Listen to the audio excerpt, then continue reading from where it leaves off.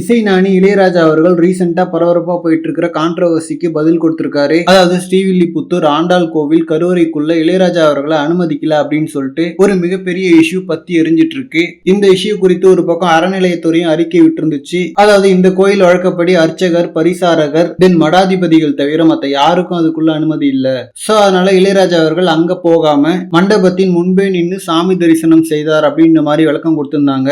இப்போ இளையராஜா அவர்களே நேத்து நடந்த இந்த சம்பவம் என்ன சொல்லியிருக்காருன்னா, நான் எந்த நேரத்திலும் எந்த இடத்திலும் என்னோட சுயமரியாதையை விட்டு கொடுப்பவன் இல்லை, விட்டு கொடுக்கவும் இல்லை. நடக்காத செய்தியை பரப்பி வருகின்றனர். சோ என்னை மையமாக வைத்து சிலர் பொய்யான வதந்திகளை பரப்பிட்டு வராங்க. அந்த வதந்திகளை பொதுமக்களும் ரசிகர்களும் நம்ப வேண்டாம் அப்படின்ற மாதிரி ஷார்ட்டா சொல்லி முடிச்சிட்டாரு. சோ இந்த இஷ்யூல நேரடியா சம்பந்தப்பட்டவரே அந்த மாதிரி எதுவுமே நடக்கல, போய் வேலையை பாருங்க அப்படின்ற மாதிரி சொல்லிட்டாரு. சோ இதுக்கு மேல இதை பத்தி பேசுறதுக்கு ஒண்ணுமே இல்ல. சும்மா அரசியல் பண்ணணுன்றதுக்காக நிறைய பேர் இதுல கருத்து சொல்லலாம். அண்ட் இளையராஜா அவர்கள் அவருக்கு ஒரு அவமானம் நடந்தா அதை மறைக்கக்கூடிய ஒரு கேரக்டரும் இல்ல. அவரே முதல் ஆளா இறங்கி சண்டை போட்டுருவாரு. சோ அப்படிப்பட்ட அவரே எந்த பிரச்சனையும் இல்லைன்னு சொல்லிட்டு விளக்கம் கொடுத்திருக்காரு. அதுவும் எந்த நேரத்திலும் எந்த இடத்திலும் நான் சுயமரியாதையை விட்டு கொடுப்பவன் இல்லை, விட்டு கொடுக்கவும் இல்லைன்னு சொல்லிட்டு அவரே மீன் பண்ணி தெளிவா சொல்லிட்டாரு. சோ இதை பெருசுபடுத்தி அரசியலாக்காம அப்படியே ஆஃப் பண்றது நல்லது. ஓகே ஃப்ரெண்ட்ஸ், இதை பத்தின உங்களோட கருத்துக்களை கமெண்ட்ல சொல்லுங்க.